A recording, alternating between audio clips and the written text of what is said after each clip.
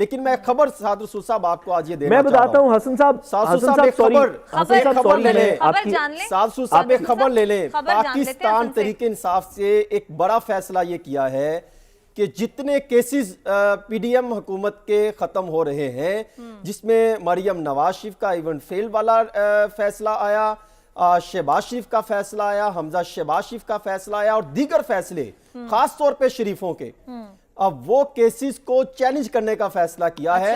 एक बार फिर से अदालती जंग का आगाज, और यहां से अदालती जंग का आगाज होगा। और इसके साथ साथ ये भी उन्होंने फैसला किया है कि वो जुल्करनैन जो प्रोसिक्यूटर थे, सादसू साहब जानते होंगे, जिनको अचानक कहा गया कि आप आज केस नहीं लड़ सकते, वो याद है ना सादसू साहब, कि अचानक बताया गया, फोन आ गया कि वो फिर एफआईए केस से साइड पर हो गए, उनको इन्होंने एज ए वकील हायर किया है। और इसकी तस्दीक फवाद चौधरी साहब ने की है कि हमने जुल्करनैन को जो है वो हायर कर लिया है, जुल्करनैन साहब के थ्रू जो है हम अदालत जाएंगे और तमाम केसेस के हवाले से हमारे पास सबूत है।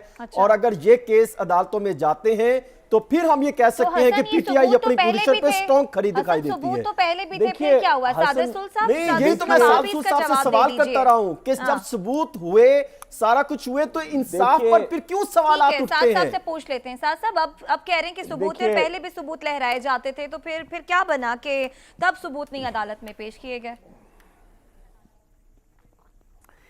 देखिए, हमारा अदालत के सिस्टम के ऊपर और हमारे जुडिशल प्रोसेस के ऊपर मैं बड़ी केयरफुली बात करना चाहता हूं, लेकिन ज़रा इससे पहले जो हसन साहब ने बात की, ज़रा इसको मैं थोड़ा सा आगे बढ़ाऊं।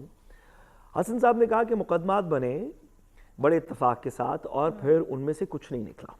अब ये बात दुरुस्त है, मुकदमात बने, आपको पता होना चाहिए इस केस मुल्क के अंदर आसिफ अली जरदारी साहब के ऊपर, शर्जील मेमन साहब के ऊपर और दीगर इस तरह के लोगों के ऊपर कोई इस वक्त कन्विक्शन नहीं है करप्शन की। उसकी एक वजह है, उसकी वजह यह है कि पीपल्स पार्टी के तमाम लोगों के ऊपर कोई करप्शन की कन्विक्शन नहीं है, एलिगेशंस हैं, एफआईआर हैं, लेकिन वो तो जैसे कि आप जानते हैं इस मुल्क के अंदर अब्दुल सत्तार ईदी के ऊपर चोरी की एफआईआर कट गई थी। तो एफआईआर तो एक तरफ छोड़ दें, जो एक्चुअल अदालत का प्रोसेस है जिसके बाद किसी को सजा दी जाती है, एक नवाज शरीफ साहब के अलावा, जिनकी कि मेरा ख्याल है कि अब ख़त्म हो जाएगी जिस तरह प्रोसेस चल रहा है, बाकी तो किसी सियासतदान, किसी मेजर सियासतदान की कोई कन्विक्शन नहीं है। तो इससे क्या नतीजा हासिल किया जाए? क्या इससे ये नतीजा हासिल किया जाए कि इसका मतलब है क्योंकि किसी मेजर पॉलिटिशियन की कोई करप्शन की कन्विक्शन नहीं है, क्या इसका मतलब है कि पाकिस्तान में करप्शन नहीं हुई पिछले 70 साल में? क्या हम ये समझें कि पिछले 50 साल के अंदर से जितना पीरियड पीपल्स पार्टी ने गुजारा, जितना नून लीग ने गुजारा, और उनमें से किसी प्राइम मिनिस्टर, किसी फेडरल मिनिस्टर की, किसी नोटेबल शख्स की मेजर कोई करप्शन की कन्विक्शन नहीं हुई? क्या इसका ये नतीजा समझें कि रिपोर्ट्स तो तहरीक इंसाफ के दौर में भी आई और कहा गया कि रिकॉर्ड करप्शन हुई? तमाम पॉलिटिशियंस, तमाम पॉलिटिशियंस। लेकिन मैं ज्यादा पीरियड इसलिए, मैं नून लीग पीपल्स पार्टी की बात इसलिए कर रहा हूं क्योंकि उनके गवर्नेंस के पीरियड्स पिछले 30 साल से हैं, पीटीआई का पिछले 3 साल से है, तो हम सबकी बात कर लें।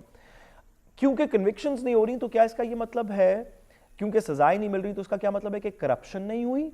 या बसद एहतराम मैं अपने अदालतों के लिए सवाल छोड़े जाता हूं कि या इसका मतलब है कि हमारी अदालतों का निज़ाम अब पाकिस्तान के चोरों को करप्ट करने के काबिल नहीं है?